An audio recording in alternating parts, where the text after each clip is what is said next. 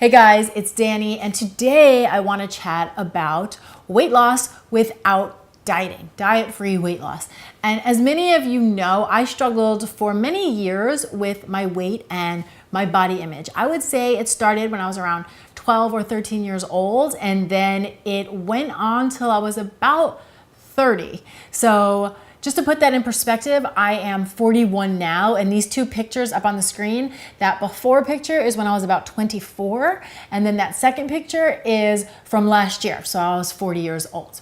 And the funny thing about this whole journey of mine is I'm kind of grateful for it, because without it, I would never be doing what I'm doing today. It was the fuel for me to go on and study integrative nutrition and fitness and weight loss and eating psychology. So needless to say, this is a topic that is very near and dear to my heart, and one that I feel like I truly understand from the inside out. So today I want to share with you 5 simple steps that really helped me to transition out of dieting mentality, which kept me in the loop of always jumping on and off different diets and forever gaining and losing the same 20-25 pounds, to where I am today, which is a mom of 2 who truly loves her body, and I love my food, and I have maintained that 25-pound weight loss for over 10 years and through 2 pregnancies. So I'm going to share these tips with you today. And while these steps are simple, it doesn't mean that they are easy.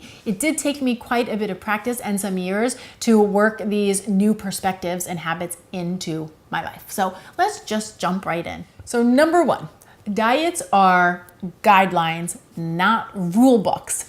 For the longest time, I always treated diets like they were the end all be all, and like they were my savior, like all of my answers are going to be found in the diet. And I would work very hard to follow diets to a T, and I would completely ignore and override all my own internal feedback in an effort to stick to the diet. But the thing is, diets do not work without you, right? So we need to add our feedback to specific diets to see what's working and what's not working. So I like to think, if you see a specific diet or system that appeals to you and you find it helpful or informative, take in that information, but allow it to be your guideline, not a strict set of rules. You want the diet to guide you back to yourself and the relationship that you have with your own body.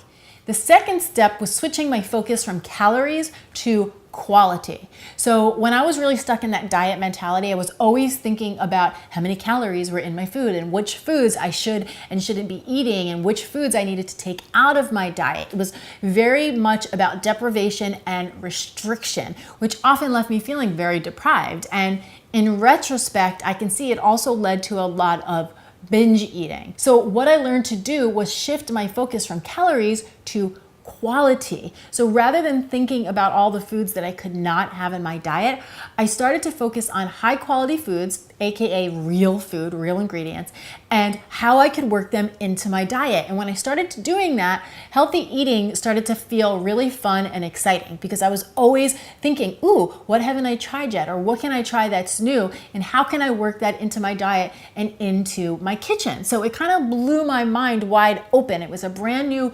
perspective. It was made healthy eating feel fun to me, and it got me in the kitchen cooking a lot more food. The third simple step I have to offer is I stopped exercising to lose weight. And yes, you heard that correctly. I stopped exercising to lose weight. For the longest time, I exercised for one reason, and that was to lose weight or to change the way my body looked. And I really didn't pay a lot of attention to whether or not I liked the exercise I was doing. I usually picked my exercise based on whether or not I thought it burned a lot of calories or if it was supposed to help somebody lose weight. And the problem with that is I really didn't enjoy it. And then after a week or 2, I would decide that I wasn't seeing any results and I would quit. And I was constantly on and off the exercise bandwagon. And then finally I had that aha moment and I made a decision that, hey, look, it feels good to move my body, and it feels good to move my body in ways that I enjoy. So I made a commitment to myself that I was going to pick exercises that I enjoyed doing, and I was going to commit to that movement, whether or not it changed my body or it made me lose weight.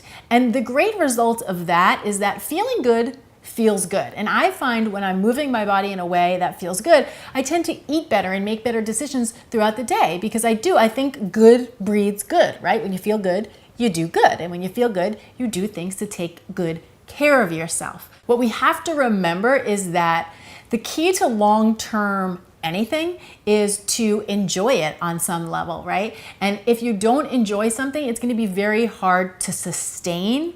And since the key is consistency when it comes to exercise, you have to make sure you enjoy what you choose or you are never going to be consistent. The fourth simple step that I want to offer to you guys that really helped me was swapping out willpower for awareness. Now, for the longest time, I would really try to push and try and will my way to the finish line. And it always felt so hard to me. Losing weight always felt so hard to me. And it's because oftentimes when we're using willpower, we're really working against ourselves. And what I began to realize is that I wasn't really paying attention to what was going wrong in the first place or what wasn't working for me in the first place. And in my mind, I did not have time to pay attention because I always felt really desperate to lose the weight. So it was like, I don't have time to listen to all this. I just need to get there, right? But after doing that for a long time and it not working for a long time, I started to open my mind a little bit. And so I started to really practice awareness and paying attention to what was working and what wasn't working for me rather than needing to just will my way to the finish line. I will admit though, in order to slow down enough to introduce awareness, I really had to come to a place where I was willing to accept my body where it was and kind of surrender the need to fix it right away. But that's really a whole other conversation. Of course, if you are interested in that conversation, come down to the comments below and let me know, and we can do another video about that. And the fifth and final step that I'm going to chat about today is learning to recognize the difference between physiological and emotional hunger. Physiological hunger is like any other sensation in the body, like hot or cold. It starts in the body and it travels to the brain and it's like, hey, we need some food. Emotional hunger usually starts in the mind. It starts with a thought like, that looks good.